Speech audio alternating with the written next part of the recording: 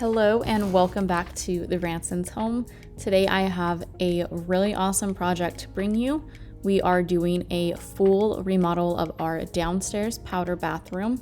We have partnered with Signature Hardware to show you some of their amazing products for a full bathroom renovation. If you haven't watched part 1 of this renovation, I'll leave a link in the description box and a card here. I had to leave the sound in of Scott making a beat while trying to take off drywall. So what he is doing is we have to install electrical outlets and move electrical to install all new lighting in here. We are doing 2 sconces. The mirror we have is actually an LED lit mirror. And then we have to move our current vanity light and install one in the ceiling.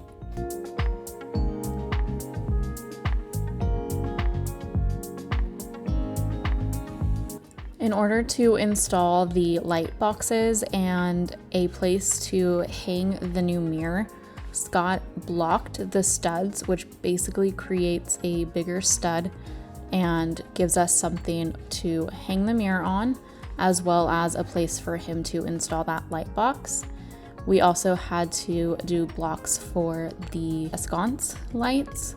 You can see him add that second one there, and it's just to have a place to mount something to if you don't have a stud where you actually need it.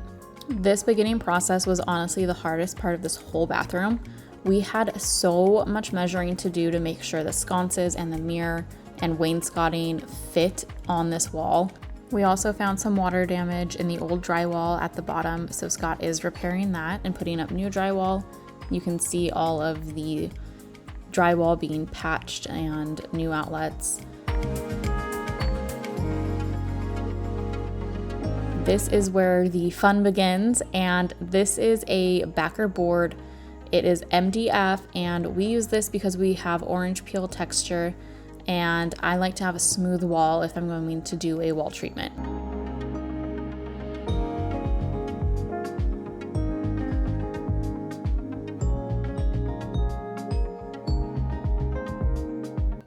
In order to cover the seams, we chose this really unique looking basket weave to use as a chair rail.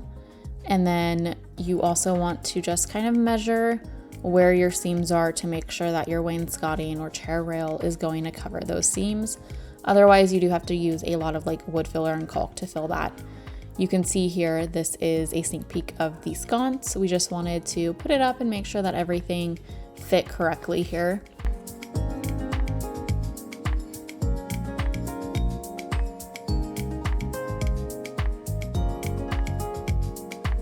Doing this type of picture box or box trim, wainscoting, there's so many different names for it, but it's all the same and it's all pretty easy. This would be a great beginner type feature wall.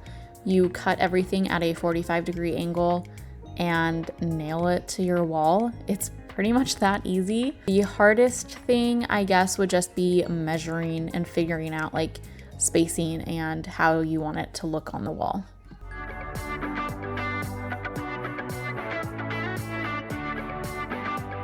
I went with this really wide box on this wall because of the sconces and mirror placement with the vanity. This isn't the largest bathroom, and I went with a 30-inch vanity because we had room for it. But because I want the larger vanity, it makes it where it's not completely centered with the toilet on this wall. So if I went with smaller rectangle boxes on this wall, the toilet wouldn't actually be centered in the box, and that would just annoy me. So I went with this wide box, and it just helps create this kind of photo look on everything. I think it'll make sense once everything is in here and you see it, but it just worked and I love how it looks.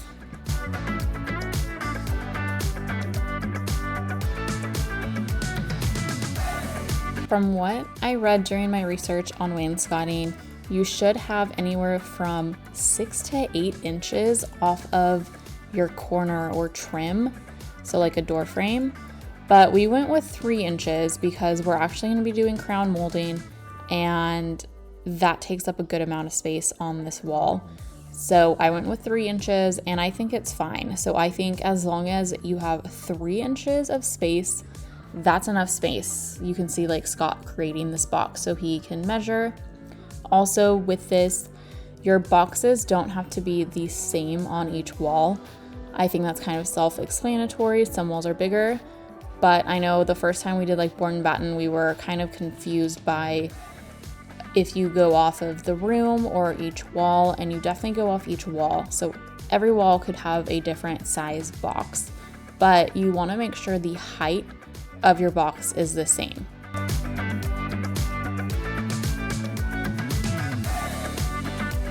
And here is a quick look at how this all turned out, and all the nail holes are filled with wood filler.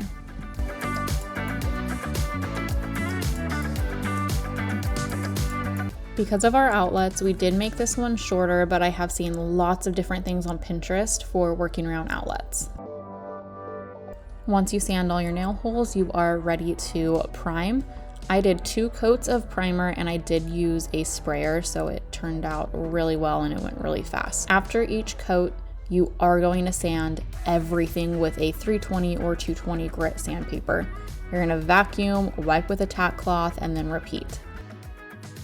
After you are completely done priming and sanding, you will go in and caulk all the seams. Everywhere in this room you'll have to caulk. And you want to make sure that this is done completely after you're done sanding, or you will make a mess because you can't sand over caulk. I also did 2 coats of paint, and on my second coat, I hit it a little too heavy with the sprayer and I got some major like bleeding in this area. So I did have to go back in and sand it completely with a 1000 grit sandpaper and a 220. And then I prepped this area to repaint, and it actually turned out okay. It's not perfect, but you can't tell. I've actually like never looked back at this spot since we've had this room done.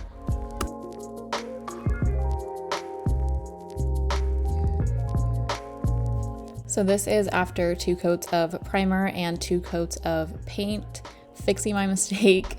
It turned out so well. I cannot recommend the sprayer enough. It made this so easy compared to rolling it. And now Scott is going in and installing the mirror and light fixtures.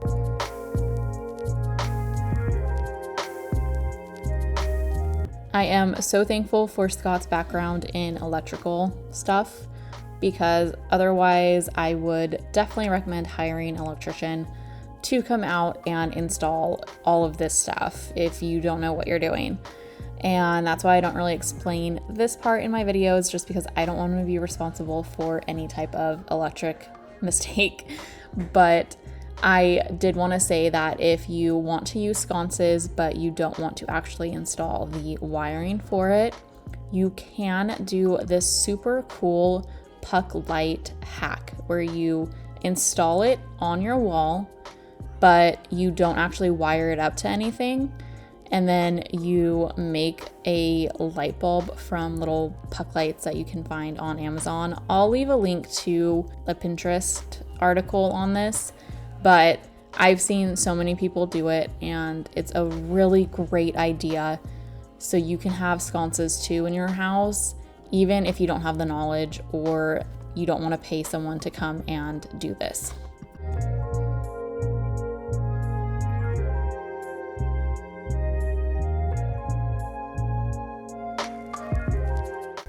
I am still not over how gorgeous these sconces are. I saw these on the website for Signature Hardware and it inspired this entire bathroom. So I really had to work to make sure that they would fit. The next thing that we had to do was finish up our flooring in this bathroom. So we actually redid the floors in our entire downstairs. We put in luxury vinyl plank from Lumber Liquidators and we are loving it so far, but we had to wait for this bathroom to be finished before we can install it because we knew we'd be painting and didn't want to deal with the mess. So once the flooring is in, it was time to install the vanity, and we actually had to cut out a piece of it for it to fit under the pipes.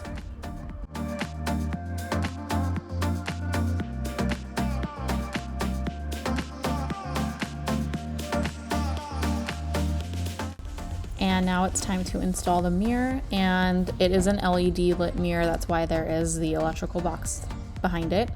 And this is where those blocks come into place, because now we have something to actually secure this mirror to.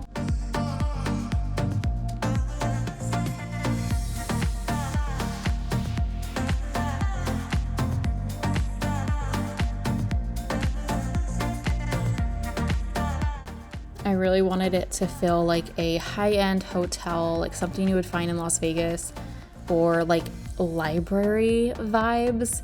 I know that's kind of weird for a bathroom, but I just wanted something very elegant, and the gold is so out of my comfort zone, but I love it so much.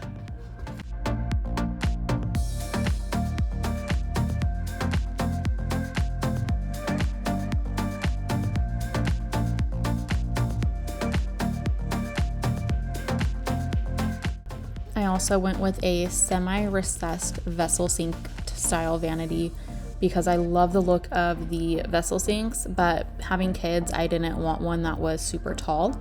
And I love that this just kind of looks like I have a little bowl floating on our sink.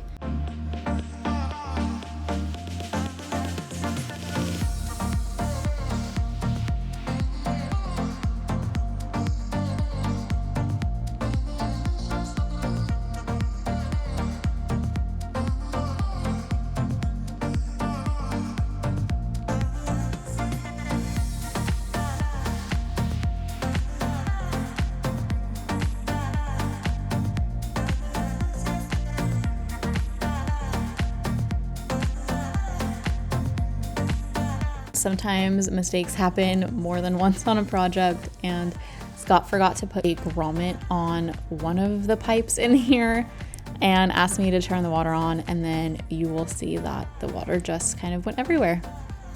Okay, one at a time, huh? Faucet off. Mm-hmm. You gonna film that part? Mm-hmm. Oh God. I have a towel, please. Yeah. After a quick cleanup and some grommet fixing, it worked. And then, to be honest, we actually figured out that it was still leaking a few days later, and he had to put some tape around the drain, and he just didn't do that to begin with.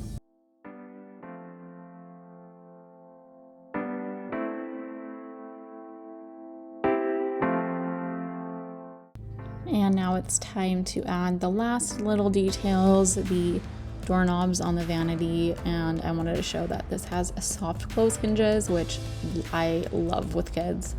And now we're doing the toilet paper holder, and then we'll also put up the towel ring as well. But I did want to say thank you so much for being here and watching this video. I hope you love it. If you haven't seen the other video on this bathroom, I'll also have that linked below. And I do have a blog post explaining the walls in more detail. That'll be linked as well. And I'm not going to show you guys a full reveal today because I do want to save that for the next video, where I show us adding in the wallpaper and crown molding and really finishing up this bathroom. And then I will do a full reveal. But like I said, thank you so much for watching, and I really hope that these little peeks of this bathroom coming together inspire you and let you know that you can do a really, really dramatic makeover in your home too.